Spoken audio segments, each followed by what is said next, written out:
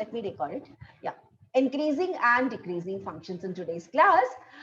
We are going to study about the applications of derivative, and applications of derivative may we are going to study about the increasing and the decreasing functions. Now we know that any function, any mathematical functions that can be drawn on a graph and it can remain in any of the diagrams as I'm giving you below. Now I'm taking the first very function to make you understand that this is a quadratic function. Now, if you draw a quadratic function, I know that the drawing will be a parabola. Y is equal to x squared, the simplest one. Okay. Now, I know that when I have it in the two-dimension coordinates, now I know that from infinity, this is like, you can say that it is from minus infinity to 0. On increasing the value of the x, the value of the y is decreasing. नीचे गिर रहा है. नीचे गिर रहा है इसका मतलब this function and this part it is decreasing. x की value बढ़ रही है, लेकिन उसी के साथ साथ जो fx का मतलब y की वैल्यू घट रही है. तो ये वाला जो मेरा है, this part it will be called as, in the diagram at it is very evident that this is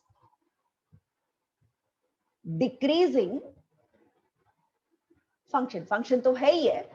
और जब हम यहां पर आते हैं, जब x की वैल्यू यहां पर बढ़ रही है, तो यहां पर y की वैल्यू भी क्या होती जा रही है? इंक्रीज होती जा रही है. हाँ, तो यहाँ हम देख रहे हैं ये वैल्यू y की इंक्रीज हो रही है. So this part of this function, यहाँ देखिए ये वाला जो पार्ट है आपका, जब x इज ग्रेटर देन 0 हुआ, हाँ, यहाँ पर x इज ग्रेटर देन 0 हुआ और इक्वल टू 0 भी हुआ. इक्वल टू 0 में कुछ और है, मैं बता रही हूँ आपको. इट इज ग्रेटर देन 0 में हुआ, x बढ़ा तो y भी बढ़ा. सो इसको हम लोग क्या बोलेंगे? This will be called as the increasing function. इसमें खास बात क्या है? f is equal to 0 में at x is equal to 0, fx यानी y भी also equal to 0. यहाँ पर आपको दोनों इक्वल मिल रहे हैं. ठीक है, तो इंक्रीज डिक्रीज कुछ नहीं हो रहा. यहाँ पर एक पार्ट को उसका नाम देंगे.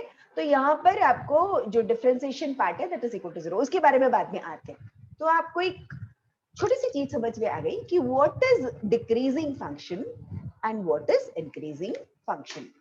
x की वैल्यू को बढ़ाया तो y की वैल्यू भी क्या होनी चाहिए? बढ़नी चाहिए. तो इंक्रीजिंग. x को बढ़ाने पर अगर y की वैल्यू डिक्रीज होती है, so such a function is called as the decreasing function. Clear? Now, in the figure A, you can see that ये वाला छोटा सा पोर्शन है, ये पार्ट आपका डिक्रीज हो रहा है और x ग्रेटर देन 0 में ये पूरा इंक्रीज हो रहा है. जब हम सेकेंड वाला फंक्शन को देखते हैं, दैट इज फिगर बी को देखते हैं, तो बी में क्या दिखता है कि x की वैल्यू को बढ़ा रहे हैं लेकिन y की वैल्यू डिक्रीज होती जा रही है पूरे ग्राफ के में, पूरे ग्राफ में. सो ये वाला जो पार्ट है, दिस पार्ट, हाँ, this part will be called as the decreasing function. The yellow wala part is called as the increasing function, and this the whole part it is the decreasing function. Yeah, you can just make it out by means of the diagram, right? Now, if in some graph there is something like this, like you can see that for a particular portion it is decreasing. That means देखो x की value बढ़ रही है और यहां से ये decrease होती जा रही है और फ्लैट हो गया. अगर वो फ्लैट हो गया ना, तो ये जो है वो y की वैल्यू कांस्टेंट है. यहाँ आप देख रहे हो x की वैल्यू बढ़ रही है तो y की वैल्यू भी आपकी बढ़ रही है. तो ये पार्ट जो पार्ट 1 है, a part, that is decreasing. Part B the function is a constant and part C इसमें आपको इंक्रीजिंग मिल रहा है. ठीक, अभी तक का जो भी मैंने डायग्राम देखा, पहला, दूसरा, तीसरा, चौथा, इन सब में एक खास बात देखियो, इन सब में एक खास बात देखियो। खास बात ये है कि ये फंक्शन कंटिन्यूअस है। इस पूरे फंक्शन में कहीं पर भी ब्रेक्स नहीं आया। टूटा क्या ग्राफ? टूटा? No ma'am. तो function is continuous.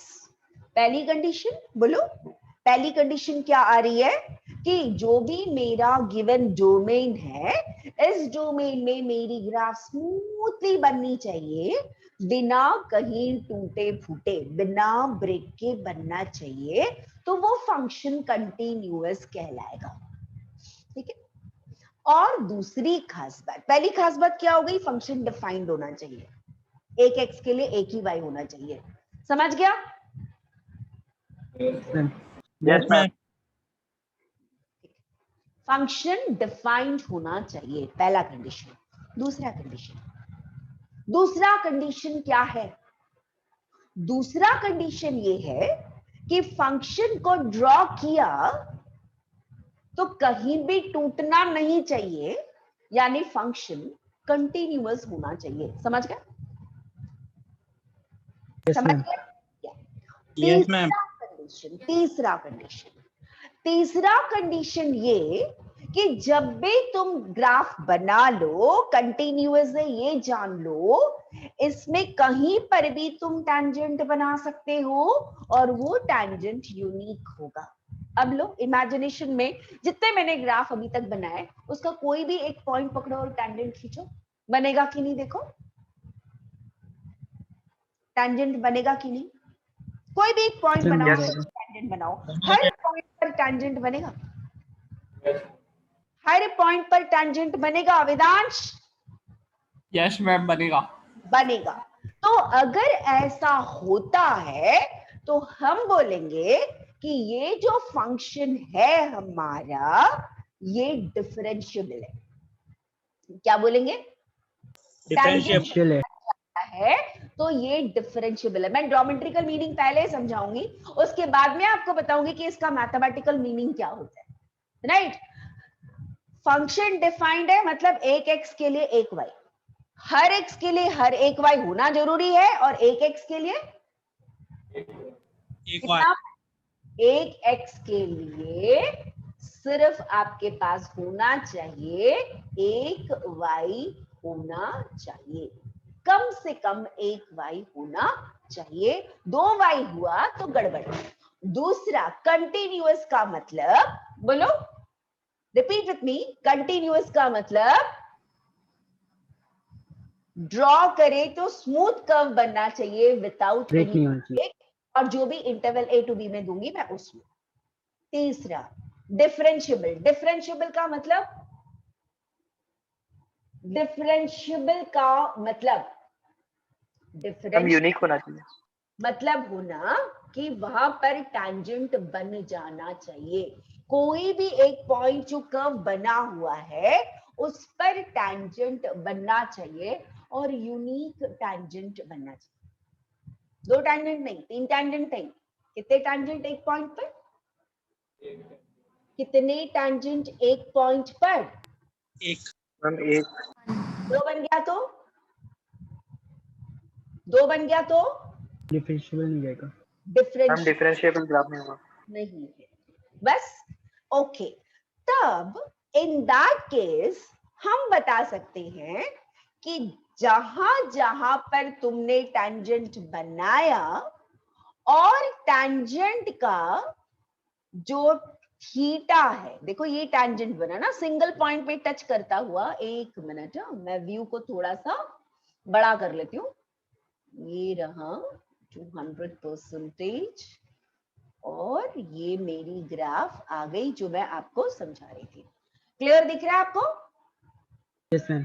Decreasing function का ये बताया है, इसमें कोई भी पॉइंट उसने पकड़ लिया और इस पॉइंट पर इन्होंने टैंजेंट बनाया। टैंजेंट एक ऐसा लाइन होता है जो कर्व को एक सिंगल पॉइंट पर टच करता है। टच किया, जब उसने एक्स एक्सिस को जाके टकराया तो एक्स एक्सिस और ये जो टैंजेंट बना, इन दोनों के बीच में जो एंगल बना, ये एंगल आपका ऑब्ट्यूज है।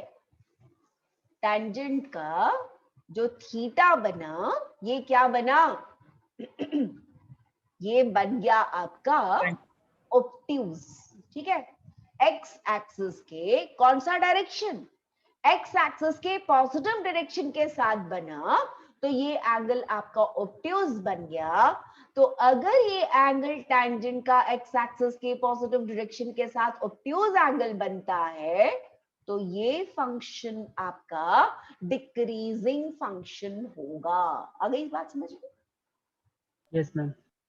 जहां पर भी आपको, तो x जो पॉइंट है मेरा, अगर वो पॉइंट मुझे x पता है, तो x पर ये जो फंक्शन है वो डिक्रीज होती हुई जाएगी। वहां उस पॉइंट पर वो डिक्रीजिंग है, उस पॉइंट पर ये डिक्रीजिंग होगा।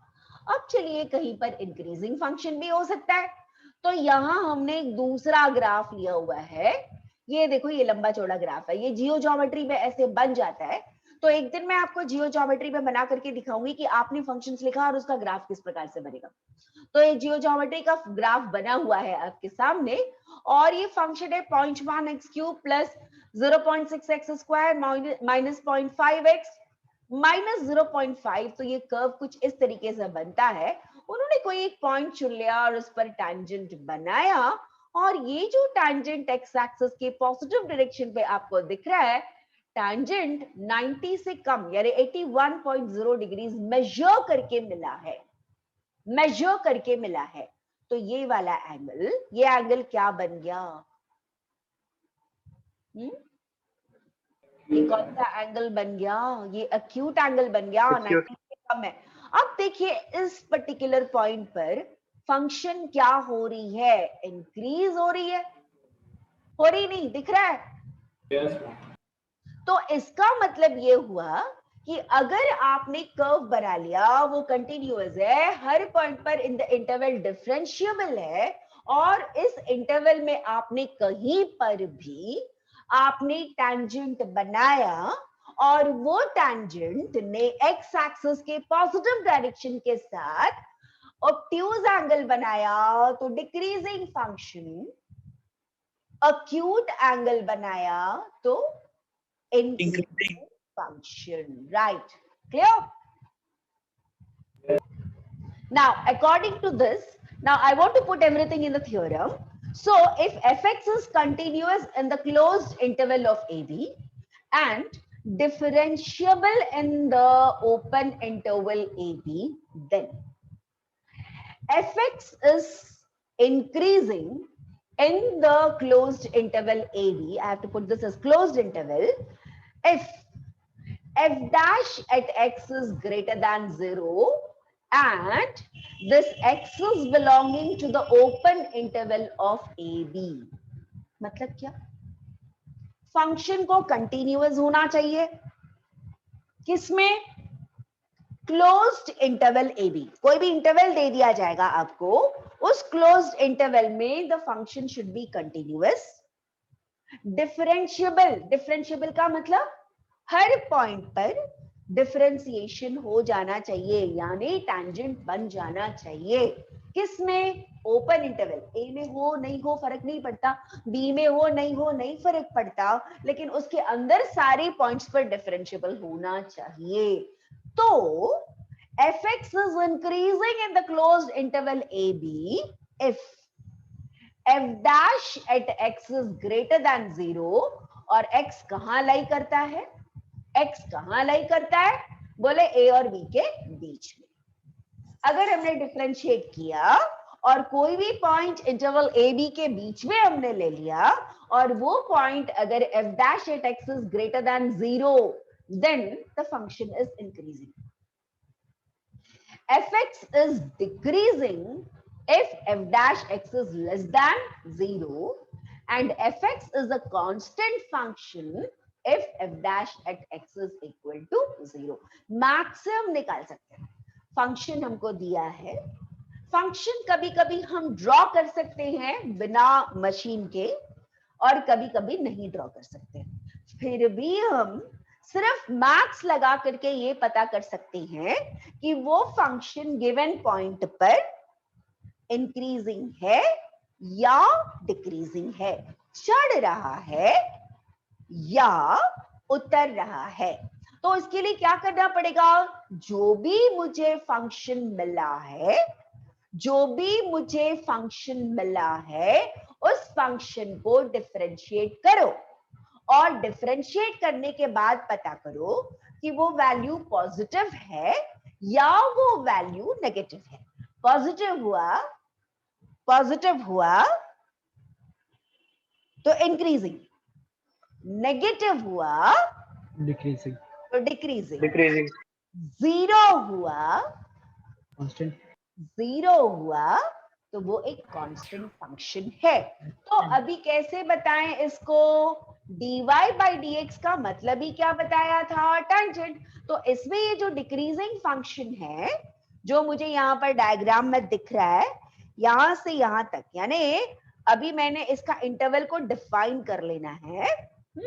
और ये डिफाइन करने के लिए मैंने कहा एक्स एक्सिस है ना ये वाला, तो ये पॉइंट को मैंने x1 लिया, ये पॉइंट को x2 लिया, ये पॉइंट को x3 लिया और यहां से कोई और लाइन बना लो और इसको बोल दो x4।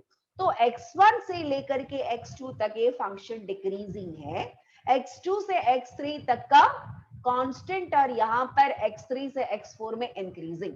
अगर इस पॉइंट में कहीं पर बीच में आप कोई भी पॉइंट ले लो और इस ग्राफ को आप मैथमेटिकली डिफरेंशिएट करके देखो तो यहाँ पर dy by dx नेगेटिव ही आएगी। dy by dx कुछ नहीं बेटा, what is dy by dx? What is dy by dx?